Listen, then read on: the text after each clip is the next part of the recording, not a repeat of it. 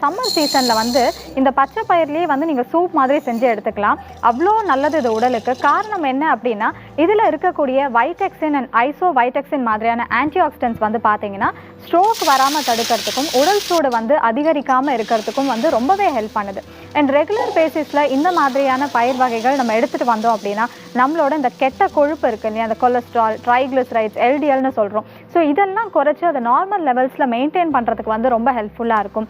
அதை தாண்டி இந்த கிரீன் கிராமில் இருக்கக்கூடிய பொட்டாசியம் ஆகட்டும், இல்லை மெக்னீஷியம் ஆகட்டும், இல்லை ஃபைபர் ஆகட்டும், நம்மளோட பிளட் ப்ரெஷரும் வந்து கண்ட்ரோலில் வச்சுக்கிறதுக்கு ஹெல்ப் பண்ணுது. இதை தாண்டி இதில் இருக்கக்கூடிய அந்த ரெசிஸ்டன்ட் ஸ்டார்ச் வந்து பார்த்திங்கன்னா நம்மளோட டைஜஷன் வந்து நல்லா வேலை செய்யறதுக்கும் ஹெல்ப் பண்ணுது. அதெல்லாம் இல்லாமல் யூஸ்வலாக இந்த பயிர் வகைகள் எடுத்துக்கிட்டோம் அப்படின்னாலும் நம்மளோட பசியை நல்லா கட்டுப்படுத்தி நம்மளோட வெயிட் வந்து நல்லா மெயின்டைன் பண்ணி நம்மளோட பிளட் சுகரும் வந்து பார்த்திங்கன்னா ஸ்டேபிளாக வச்சுக்கிறதுக்கு ஹெல்ப் பண்ணுது. இப்போ ப்ரெக்னன்சி அப்படின்னு சொல்லும்போது ஃபோலிக் ஆசிட் எவ்வளோ இம்பார்ட்டன்ட்